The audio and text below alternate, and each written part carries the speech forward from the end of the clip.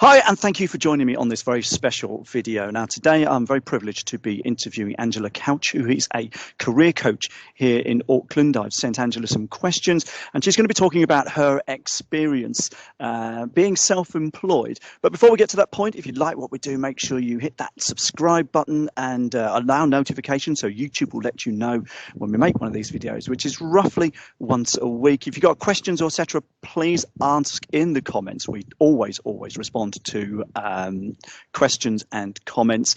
And remember just to hit the like button and share it out. If you know somebody who could do with hearing what Angela has to say and the experience that Angela shares, then please let people know. So without further ado, welcome, Angela. Hi, thanks for having me. You are most welcome. Now, just to set some scenes here, I've known Angela nearly 3 years. You've been self-employed for about 2 years now, which is brilliant. Would you like to tell everybody who you are, what you do, and who it is that you try and reach with your services? Okay, so I am a career coach. My business is Career Inspiration, and my purpose is to help create a space for people that allows their inspiration to flow so that when they are looking to make a change in their career and they're trying to figure out what it is they want to do next, I hold that space and create a space for them to really figure out what that looks like so that they can find something that truly inspires them. Okay, and what kind of people are your typical or ideal clients? My ideal clients are generally junior managers up to senior managers, people who have been working generally at least around 10 years, where they've had enough work experience to know what it is they do like, what it is they don't like, and they're ready to really knuckle down and go, okay, I really want to make something out of my career. I really want to do something that's meaningful for me, something that truly makes me feel satisfied when I get out of bed every day. Okay, and where are your clients typically from, or who's your geography? What countries, places do you try and reach? Okay, so I work with anyone who lives in New Zealand at the moment. Most of my clients are in Auckland, but I do work with people throughout New Zealand. I've had clients in Wellington and Christchurch, and the Waikato. So I do meet with people online, and that works well. But I do always love face-to-face. So if you're in Auckland, I'll always try and meet with you face-to-face. It's always nice building that rapport in person. Okay, brilliant. Thank you. And quick one then, where can you be found? How can people get in touch with you? No, not available. Sorry. Only VIPs get to know that. No, I'm kidding. Fair enough. Best place to find me is my website, which is careerinspiration.nz. There's a contact form there, and that will come through to my email, get a notification. Obviously, you can give me a text or a phone call. Again, my contact details are on my website. I'm also on social media, particularly LinkedIn, where I post regularly updates, and I have an emailing list that you can subscribe to get regular tips around career development, particularly career transition. Okay, brilliant. Thank you. And if you didn't catch all of that, I will share, or there will be links in the description below where you can get in touch with Angela if you'd like to know more about what she does. Anyway, on to the questions. So first questions, and this is always a biggie for a lot of people. Why did you decide to become self-employed? Oh, short answer is it just felt like the logical next step for me. The timing was right. So it was post-COVID, where I had learnt that working from home and setting up an office space at home was quite easy for me to do. I was quite comfortable working in my own space on my own without having people to talk to. So that was a big tick. I was also ready. It was also a case of, okay, now what? What's the next step in my career? Tick the box with recruitment, tick the box with HR. It was like, what else do I want to do? And I knew I wanted to do coaching. So I did a qualification in professional coaching. And I did look at getting a job, but there were no jobs. There's no jobs out there for a career transition coach. If you want to do that, you've got to be self-employed. And I've always considered that one day I would be self-employed, and this just seemed like the right time and the next logical step for me. Okay, brilliant. So looking back then, you've been self-employed for a couple of years. It's been on your mind for a little longer. If you were to give yourself some advice, looking back, give yourself some advice about when you started, what would it be based on what you know now? Don't be scared that you don't know what you don't know. I knew when I started this that I didn't have access to the necessary resources. I knew that there was a lot that I didn't know, and it did scare me at times. And the best advice I got at the time was ask for help. And that is the advice I would give again. Ask for help. When you know there's so much you don't know, ask as many people as you can for help. It's surprising how many people will help you, initially for free if they can. So it's putting yourself out there and asking for help. That's the best advice. And the other thing was probably don't underestimate how rewarding self-employment can be.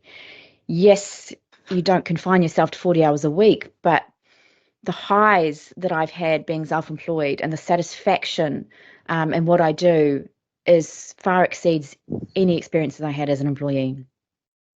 And I think, I've known a lot of self-employed people over the last 25 years, and you hit the nail on the head there. There's nothing quite like the feeling of being self-employed.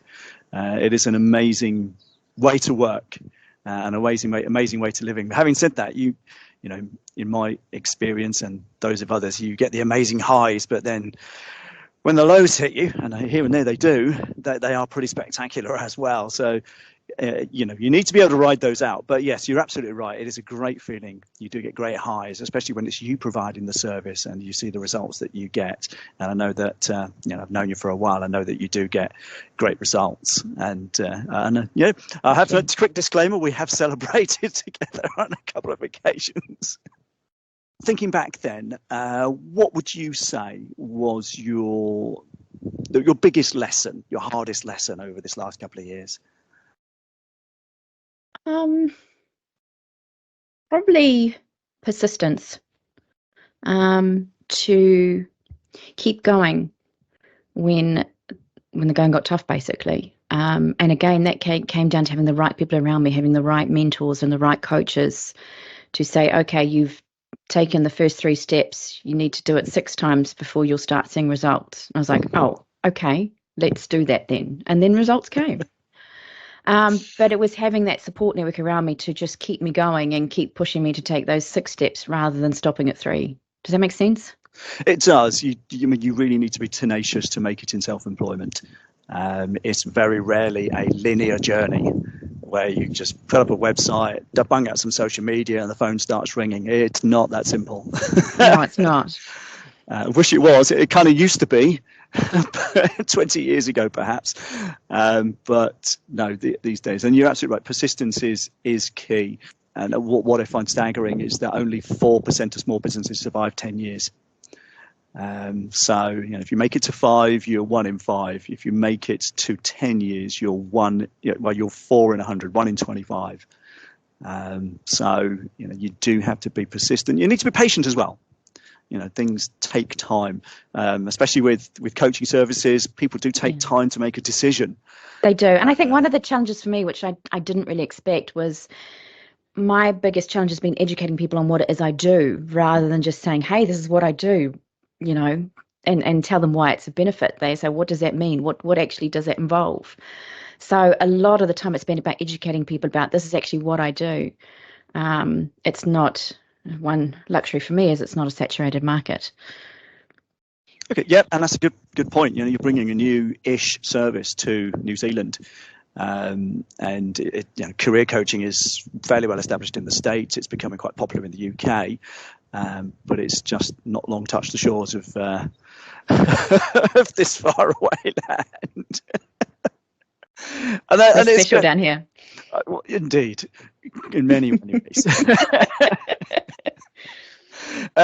Yeah, and that's a very valid point, because not everybody gets it. So you've got, in many ways, a double challenge. It's not just getting the word out there, but also educating your market as well. Yes. So yes, and it's been good to see that journey, and then it continues. Okay, next question. So what did you learn along the way? and what do you do now? What do you now differently as a result? What have you adjusted? Sorry, can you repeat that? Okay, so let me reframe it. What has changed in your approach to your work over the last 2 years? What do you do differently? What have you improved, and how has that worked? I think the biggest thing for me is because I've built this business from the ground up. I have 3 products now, but I built them, I made them. It's a collaboration and combination of all the tools that I have learnt doing my qualifications and my life experience in HR and recruitment. So they are my products, so I know them inside out. And so now that I've got that, it's like, okay, I'm confident that these products work, and I know I can adapt them to meet the needs of any one of my clients. So now that I have that confidence, what I do differently now is I've got a strong foundation to rely on, so that I can go out and go, okay, I can start doing things at a faster pace. Whereas the first year really was about building that foundation, and I underestimated how long that would take. Okay, no, that's good. That's good. It's it's a constant learning process. Whether you've been in self-employment for 2 years or 20 years, you should be constantly learning, improving, and tweaking what it is that you do, and more importantly, how it can help people, and that's what people buy. So here's a biggie question then. So your biggest achievement thus far, and how did it make you feel? What was that? Every time I get positive feedback from my clients, it's a massive achievement. I still run around the house and do a little dance when I have clients come back to me and say, I got the job and I'm earning 30K more than I asked for, and it's less hours, and I love the people that I'm working with. It still gives me so much satisfaction. Those are my highs, and they always will be. And yeah, it's a reminder that I have the luxury of doing what inspires me. I don't just talk the talk. I love what I do. I help people find something that they love. And I'm one of those people that loves what I do. So yeah, that's always a high for me, is getting positive results with my clients. Brilliant. And just for the record, I've seen this dance. It's pretty spectacular.